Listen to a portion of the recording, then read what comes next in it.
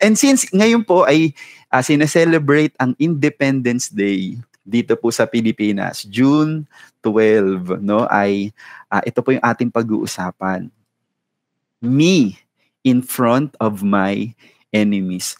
Sino po ba tayo? Ano po ba ang itsura natin kapag tayo ay humaharap sa ating mga kalaban, no? At yung pong ating Independence Day ay inaalala po natin ngayon yung ating kasarinlan, kung saan ang bansang Pilipinas ay ilang daang taon po tayo na naging alipin ng ibang bansa. Pero salamat sa Panginoon, nag-elect ang Diyos ng mga bayani para po tayo ay maging malayang bansa, no? Magkaroon tayo ng sarili nating identity. Pero alam po natin na sa araw-araw po ng buhay natin ay hindi pa natatapos ang ating pakikipaglaban. Hindi tayo excluded sa mga problema, hindi tayo exempted sa mga problema at sa iba't ibang challenges and battles sa buhay. Pero ngayong gabi po, gusto ko pong ipakita sa inyo itong isang talatang ito na makikita po natin ano ba yung itsura natin kapag kaharap natin yung ating mga kalaban. Tayo po, ang nakikita natin sa salamin, maybe yung naiinis ka, umiiyak ka, dahil sino ba naman ang may gusto po na may problema siya? Pero dito po sa ating pag-uusapan, sana makita rin ng ating espiritu, ng ating pananampalataya. Ito po ang itsura natin kapag nakikita tayo ng Panginoon habang humaharap tayo sa ating pong mga problema. Okay po, babasahin po natin yung ating pong verse sa aklat po ng Salmo, chapter 23, verse 5. You prepare a table for me in the presence of my enemies.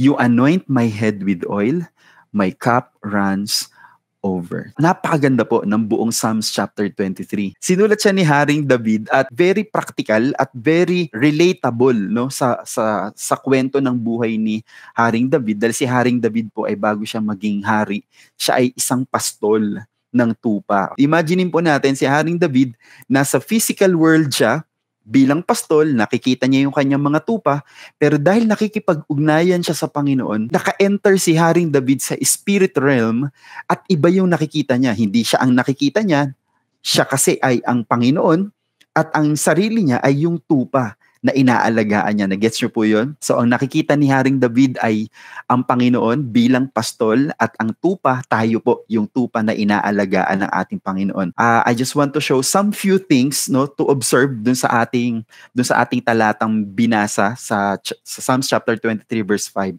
Ito po yung point of view ni David as a shepherd. And he realized, what if the Lord is his shepherd? So nakita niya na ito yung ginagawa ko sa tupa, so ito rin yung ginagawa ng Panginoon sa akin.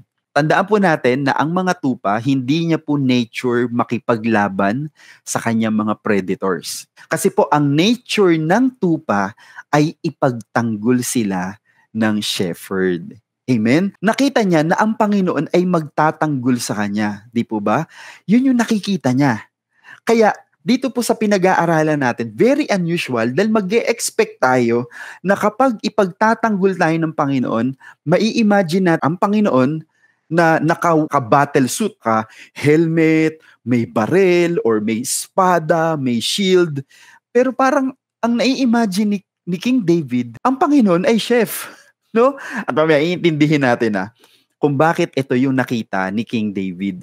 So ang verse 5 po, mga kapatid, ay tumutukoy sa warfare. Maybe nag-e-expect tayo nga po ng larawan ng labanan, ng larawan ng malalakas na tao, mababangis na hayop, tapos makakakita tayo ng superhero. Yun yung ine-expect natin. Pero ibang view ng battlefield ang nakita po ni David sa kanyang spiritual na mata. Amen? Imagine niyo yung isang handaan sa fiesta, lamesa na punong-puno ng pagkain. So, mga kapatid, ngayong gabi, tatanungin lang natin, what does the Lord do when my enemies attack? Pero para mas maintindihan po natin yung mensahe po na to, i-identify po nga muna natin, sino ba ang ating mga kalaban? Maybe hindi nyo ma-figure out paano ba ako makaka-relate sa mensahe ngayon. Wala naman akong kalaban, pero ngayon po, para maintindihan natin na every day of our lives, we are facing challenges, We are entering battles. Una po na gusto ko iparealize sa inyo na ito po, kalaban talaga natin to araw-araw. Number 1, the world around me. The world around us. Ito pong mundo, itong sanlibutan, ito po ay challenge sa atin araw-araw. Pansinin niyo po kahit ikaw ang pinakamabait na tao, merong may ayaw sa'yo. Amen? May mga tao sa paligid natin ang against sa'yo. Amen? Even if you are the perfect one, there will be someone who will oppose you. O sino na ba magiging example natin? Walang iba kundi ang ating Panginoong Jesus. And that is the world around us. Amen? From everywhere, mga kapatid, meron tayong kalaban.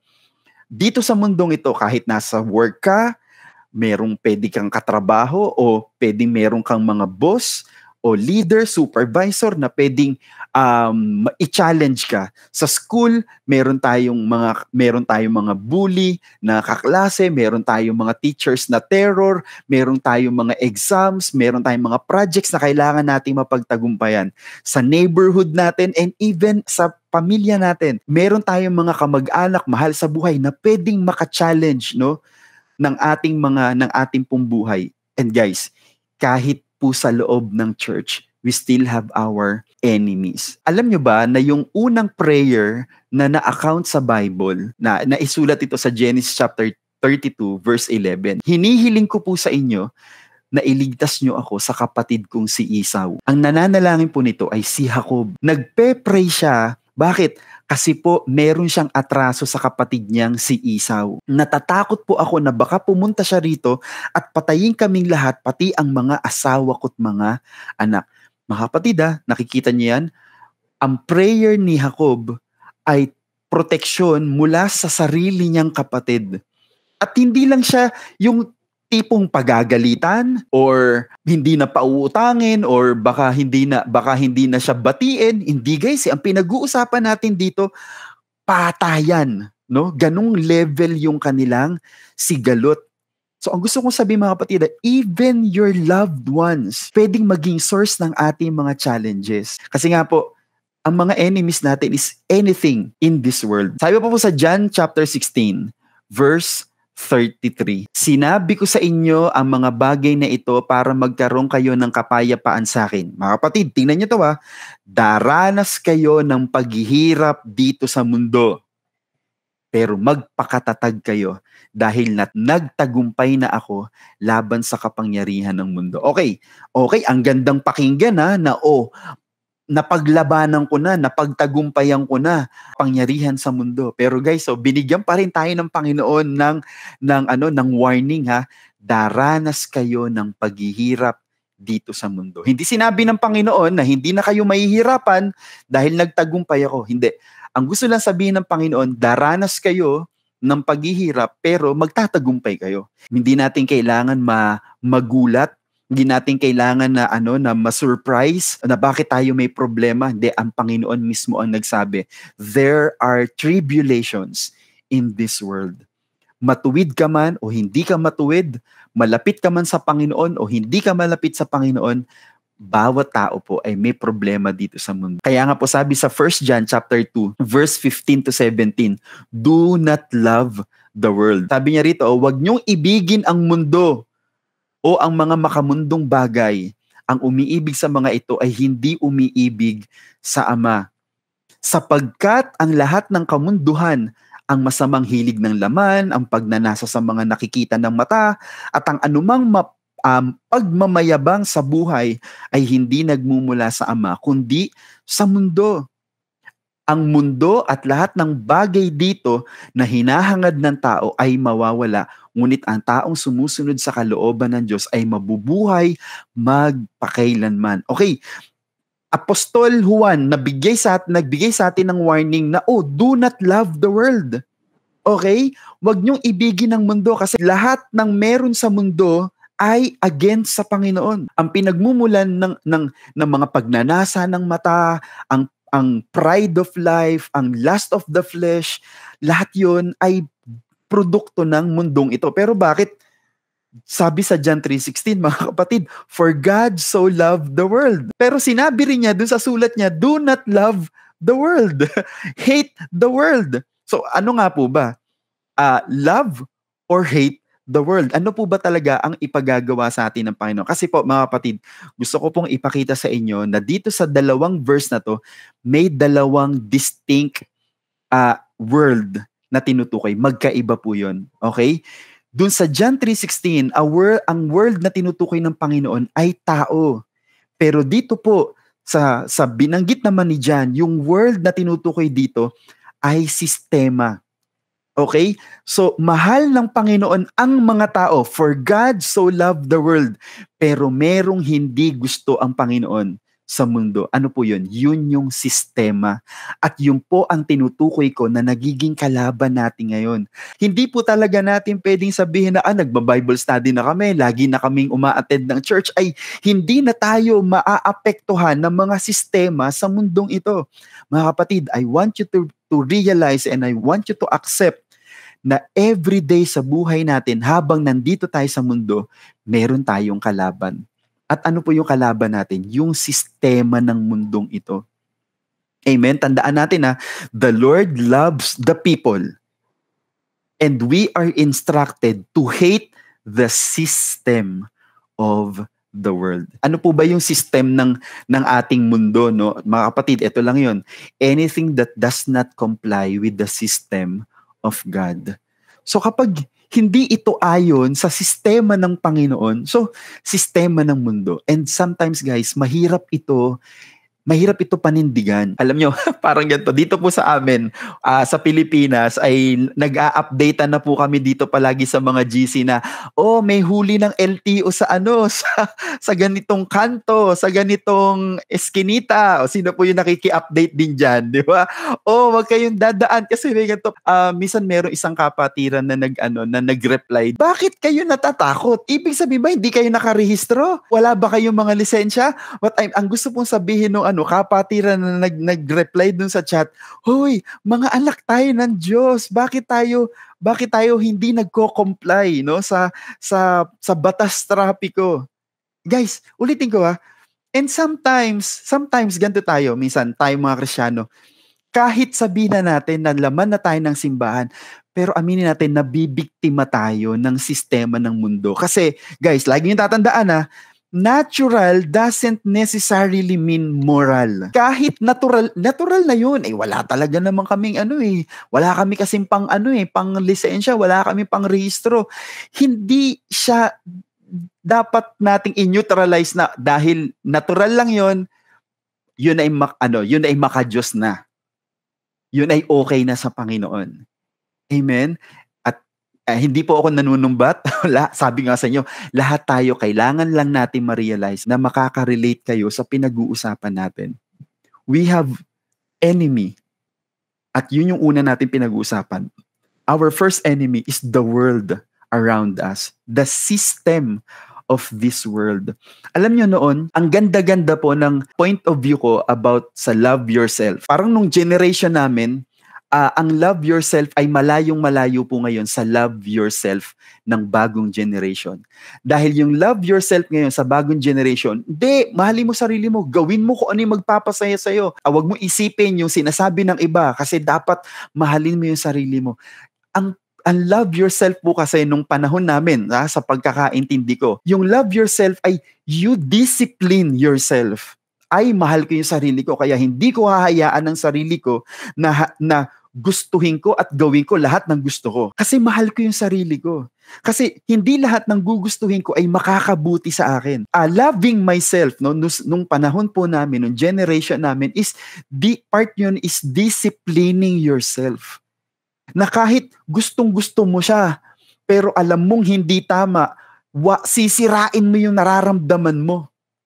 Bakit? Kasi hindi dapat ako mag-conform sa sistema ng mundong ito. Amen? And sometimes, ngayon, napopollute din yung ating pong idea about loving yourself. Na kahit may matapakan ka, kahit hindi na ayon sa pamantayan at hindi na ayon sa standard ng Panginoon, basta gusto mong gawin mo. Okay, alam niyo po, alam ko very familiar kayo dito sa illustration na 'to. Yung isda 'no na, nakatira sa tubig alat, 'pag kinain mo siya at niluto mo siya, hindi siya maalat. Amen? So ibig sabihin, we can live in this world, 'no, mga kapatid, mabubuhay tayo sa mundong ito na hindi tayo naaapektuhan ng sistema ng mundong ito. Okay, punta po tayo sa pangalawa kalaban natin. Baka gusto niyo po 'tong kalabanin palagi, araw-araw. Hilingin niyo nga sa Lord. Mga kapatid, syempre, ang kalaban ng Diyos si Satanas, the devil himself. Sa Bible po, ang dami pong title na ibinigay po kay Satanas. The accuser, the father of lies, the killer, the destroyer, and the thief. Si Satan, mga kapatid, meron pa siyang individual plots laban sa atin. Meron siyang kanya-kanyang mga plano against us. Sabi po sa John chapter 10, verse 10, dumarating ang magnanakaw, si Satanas po ang tinutukoy dito, para lang magnakaw, pumatay, at magwasak.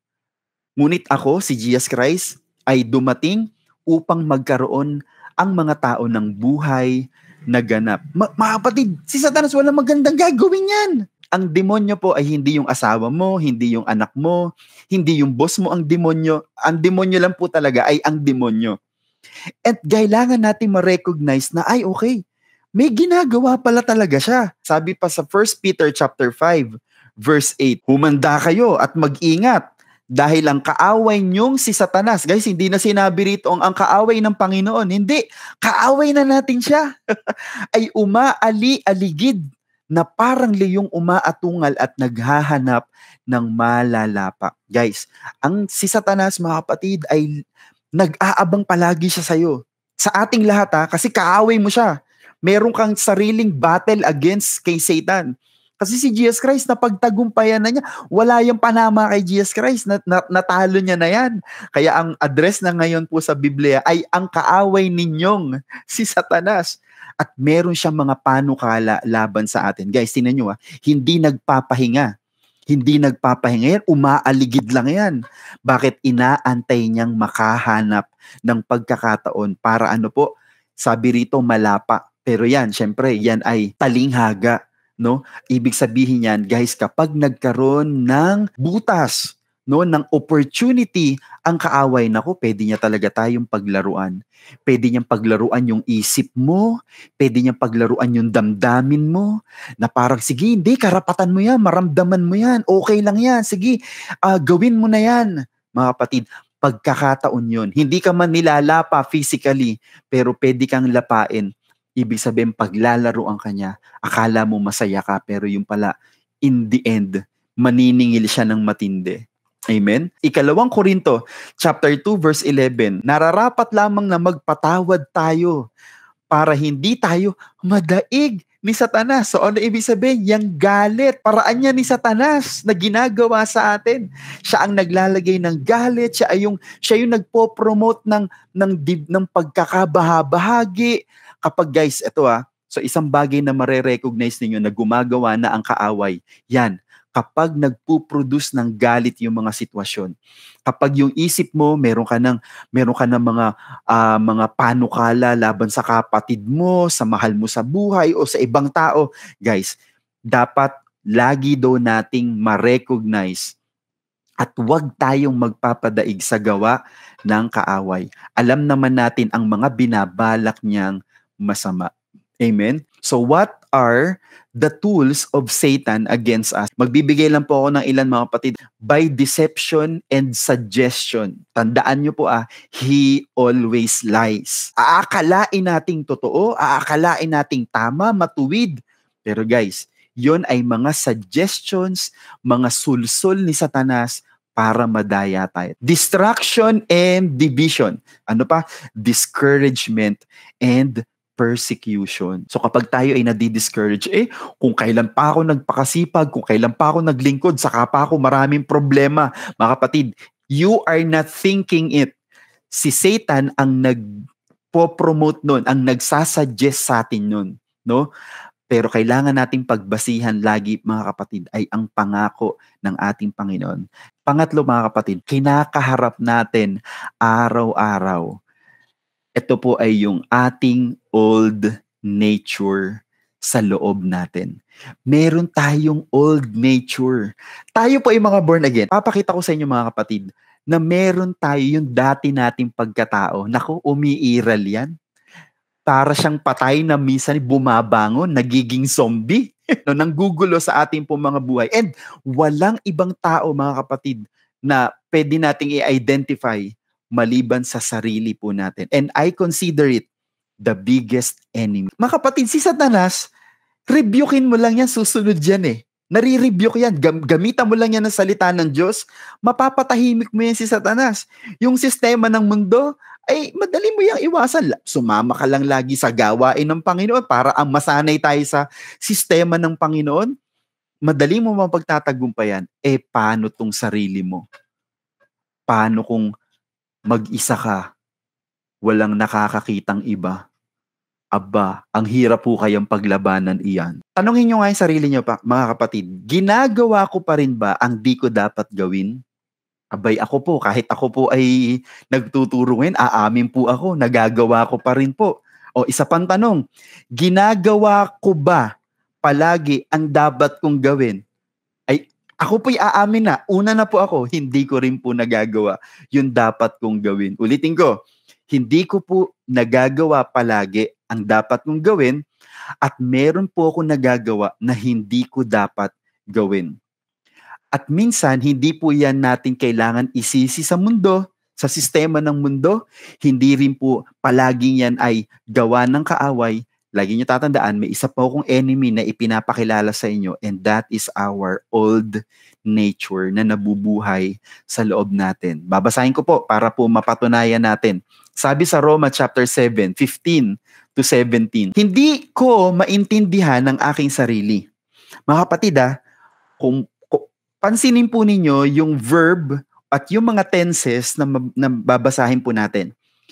Gusto ko po ipakita sa inyo na nung sinulat to ni Pablo, si Pablo na siya, ito po ay kanyang kasalukuyang nararanasan. Hindi po ito past. Hindi po ito yung, ito ko dati. Hindi. Sinasabi to ni Apostol Pablo habang apostol na siya. Okay? Okay. Hindi ko maintindihan ang aking sarili dahil ang mabubuting bagay na gusto kong gawin ay hindi ko magawa.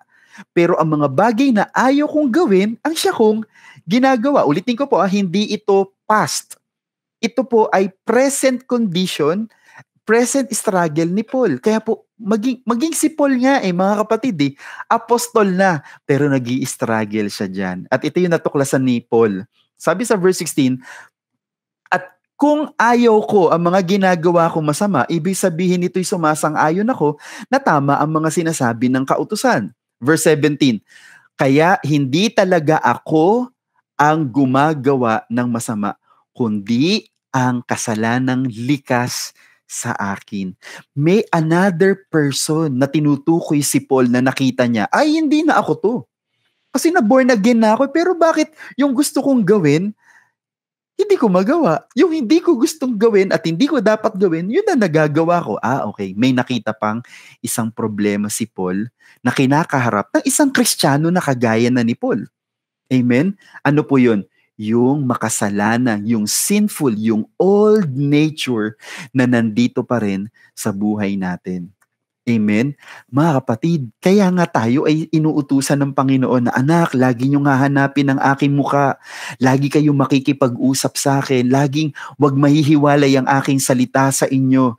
Mga kapatid, kasi alam ng Panginoon, mga kapatid, yes, na-born again na tayo. At tayo ay meron na tayong assurance ng kaligtasan, ng buhay na walang hanggan sa piling ng Panginoon. Pero habang nandito tayo sa lupa, sabi ng Panginoon, you will face challenges while you are on earth. At isa sa mga tinutukoy ng Panginoon ay ang ating mga sarili. Amen?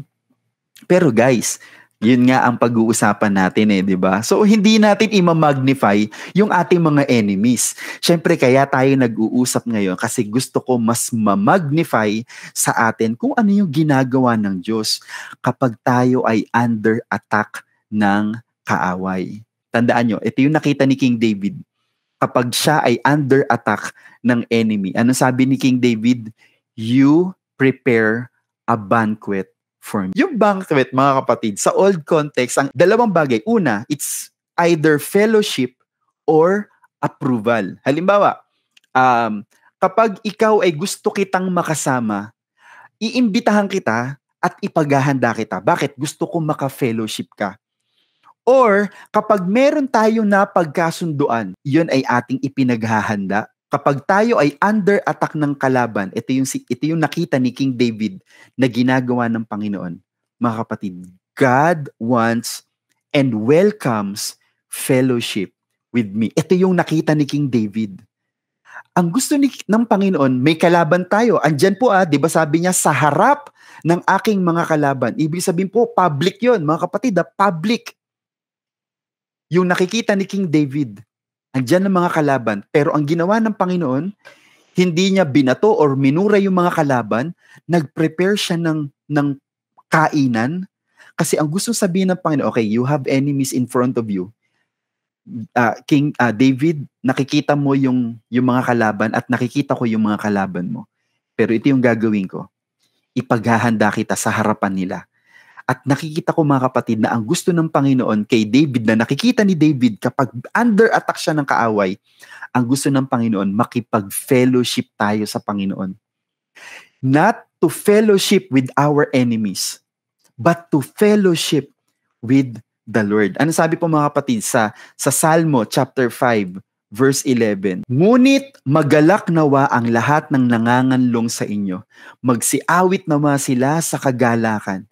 Ingatan niyo silang mga nagmamahal sa inyo upang sa inyo magmula ang kanilang kagalakan. Amen. Tignan niyo kapag ang kagalakan, mga kapatid, ay nagmumula sa ating Panginoon. At ito yung gusto ng Panginoon na nakita ni King David.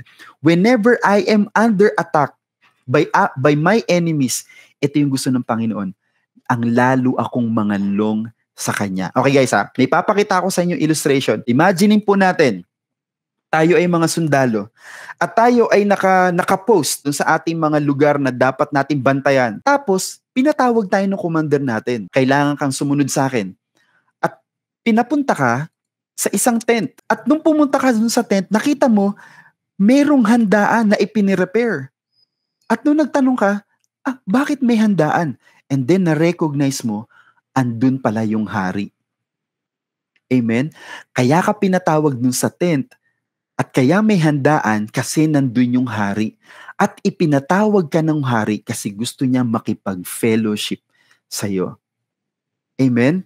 Okay. In front of your enemies, during your battle, during your struggles, during facing your challenges, ito yung sabi ng Panginoon, halika, kain ka kasama ko. At mga kapatid, meron ako sa inyo ipapakita. At habang kumakain kayo, yung hari nagtaas ng banner. Itinaas niya yung banner na nakikita ng mga tao, na nakikita rin ng kalaban mo. Okay guys, Quirel, ano naman yung banner na yan, mga kapatid, para maintindihan natin? Babasahin natin sa awit ni Solomon, chapter 2, verse 4. He brought me to the banqueting house, and his banner over me was love. Dinala niya ako dun sa lugar ng handaan at nagtaas siya ng banner over me, mas mataas sa akin. At yung banner na yon ay yung pag-ibig ng Panginoon. Mga kapatid, kapag humaharap ka sa kalaban, ito yung gusto ng Panginoon na makita mo. Mga kapatid, yung banner nakalagay, sumisigaw yung nakalagay, I love you! Your name, no? I love you, Rael! Habang andyan yung mga kalaban mo, I love you, Pastor Faith. I love you, Nestle. I love you, Rosel. I love you, mga anak ko, mahal ko kayo. Alam kong may kalaban kayo, pero mahal kita. Amen? At kapag tayo ay under attack ng kaaway, ang gusto ng Panginoon, anak, halika, fellowship with me. Huwag mong harapin yung kalaban mo, una mo kong harapin. Kasi alam niyo, mga kapatid, kapag ang Panginoon ang inuna nating harapin, minsan, hindi mo na kailangan makipaglaban. Makikita mo na lang yung kalaban mo, una nang tinalo ng Panginoon. Lagi itong sinasabi, minsan, dahil busy tayo ipagtanggol yung sarili natin, hindi tuloy natin maranasan kung paano ipagtanggol tayo ng Panginoon. Amen? Because if you work, God will rest. What if you rest, then God will work. Amen? Sabi ng Panginoon, I can fight for you. Amen? At kailangan nating matutunan, if we are under attack of the enemy, huwag kang magyong-yong, huwag kang maawa sa sarili mo. Lalo kang mangalong sa presensya ng ating Panginoon. Bakit? Ang laban na yon ay hindi mo lang laban, kundi laban ng Panginoon. Bakit? Ay mahal na mahal ka ng Panginoon eh. Amen?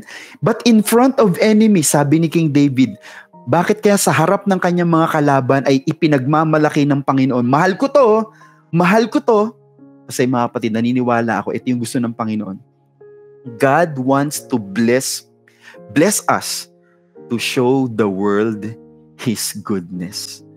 Gusto niya ipakita talaga. Gusto ko niyang i-flex sa mga tao, mga kapatid. Gusto ko niyang i-flex sa mundong ito na, mahal ko to, pagpapalain ko to sa harapan ninyo. Sabi sa Salmo, chapter 31, verse 19, O kay dakila ng inyong kabutihan sa mga may takot sa inyo, pagpapalay inyong inilaan. Nakikita ng karamihan ng mga ginawa niyong kabutihan sa mga taong kayo ang kanlungan. Amen. Sabi pa sa chapter 35 verse 27 ng Salmo, sumigaw sana sa kagalakan ng mga taong nagagalak sa aking kalayaan.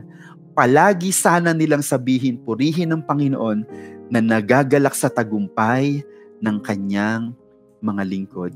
Mga kapatid, kapag una kang tumakbo sa Panginoon, amen, anything na ginagawa natin in secret, sa presence ng Panginoon, ibe-bless ka niya in public. Ulitin ko, ano man yung ginagawa natin in secret para sa Panginoon, ibe-bless ka niya in public. Sabi pa sa Malakay, mga kapatid, Malakay chapter 3, verse 18, at muling makikita ng mga tao, public ulit yan, ang pagkakaiba ng mabuti at ng masama, at ang pagkakaiba ng naglilingkod sa akin at ng hindi. Amen? Mga kapatid, kapag inuna natin umuwi sa Panginoon at hindi alalahanin yung ating mga battles, makikita talaga ng mga tao, mare-recognize talaga nila, ay iba tong taong to. Ba't kaya iba tong taong to? May something dito sa taong to. Guys, hindi mo kayang itago yung kayang gawin ng ating Panginoon na pagpapala sa inyo. Sabi pa sa Jeremiah chapter 33 verses 6 to 9, pero darating ang araw na pagagalingin ko ang lungsod na ito, ang tinutukoy niya yung bansang Israel, mga kapatid, no? Ang lungsod na ito at ang mga mamamayan nito, at mamumuhay silang may kaunlaran at kapayapaan. Guys, blessing yan ha. Pababalikin ko ang mga taga-Israel at taga-Huda mula sa pagkabihag at itatayo ko ulit ang lungsod nila katulad noon. Blessing to. Lilinisin at patatawarin ko sila sa lahat ng kasalanan ginawa nila sa akin. Ay, blessing lalo to. Tingnan nyo pa. Verse 9. At kapag nangyaring ito, ang lungsod ng Jerusalem ay magbibigay sa akin ng kadakilaan, kagalakan at kapurihan. Tingnan nyo mga kapatid ha. At ang bawat bansa sa daigdig ay manginginig sa takot kapag nabalitaan nila ang mga kabutihan, kaunlaran at kapayapaan na ipinagkakaloob ko sa lungsod na ito. Kapatid, nakita niyo yung paraan ng Lord sa pakikipagbaka? Kaya guys, imagine niyo, ang weird nung nakita ni King David, gera yung papasukin ko, bakit may handaan? Kasi guys, ganito ang paraan ng Lord para matakot ang mga kalaban natin. Anong gagawin niya? Pagpapalain kita. Sabi ng Panginoon, ipapakita ko sa kanila, nakakampi mo ko. Amen? Matatakot ang mga kalaban nila. Bakit? Gumagawa ng mabuti ang Diyos eh. Amen? Guys, dwell on God's goodness. Huwag tayo masyadong mag-dwell dun sa may problema kami, may mga galit sa akin, may mga umaaway sa akin, may mga taong iniiwasan ako. Naku, huwag kang mag-dwell dun. Mag-dwell ka sa pagmamahal ng ating Panginoon. So ngayon, dahil sa banquet yung ating pinag-uusapan, ano kaya yung nasa menu na inihanda ng ating Panginoon? everything that God has promised in His Word.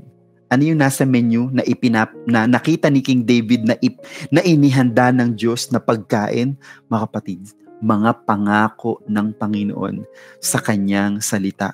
The banquet is in your Bible. Amen? Nandyan nakasulat ang mga pangako ng ating Panginoon. Bakit? Ang salita ng Diyos ay tinukoy na bread of life, tinawag na honeycomb, tinawag na milk, sinabing it tastes good. Mga kapatid, biro nyo, consistent ang salita ng Panginoon. Itinuring na parang pagkain ang salita ng ating Panginoon. At huling talata natin, mga kapatid, sa Salmo chapter 119 verses 103 to 105. Kay tamis ng inyong mga salita. Dessert ang ununa, no? Mas matamis pa ito kaysa sa pulot. Sa pamamagitan ng inyong mga tuntunin, na inyong mga salita, no? Ibig sabihin, lumalawak ang aking pangunawa, kaya kinamumuhian ko ang lahat ng gawaing masama. Paano natin madidispose ang sistema ng mundo? Kailangan lang natin, guys, magbabad sa salita ng Panginoon. And 105, ang salita nyo ay katulad ng ilaw na nagbibigay liwanag sa aking dadaanan. Mga kapatid, are you under attack of your enemies? Ikaw ba ay nabibiktima ng sanlibutan, ng sistema ng sanlibutan? Ikaw po ba, mga kapatid, ay nararamdaman ninyo na may mga planong ginagawa ang kaaway sa iyong mga relasyon, sa iyong grupo na kinabibilangan, sa iyong pamilya? Nararamdaman mo rin ba na nag-i-struggle ka kasi yung old nature mo ay umiiral at meron siyang gusto? Mga kapatid, ito yung nakita ni King David. Kumain ka sa Panginoon at ibabad natin ang ating mga sarili sa salita ng ating Panginoon.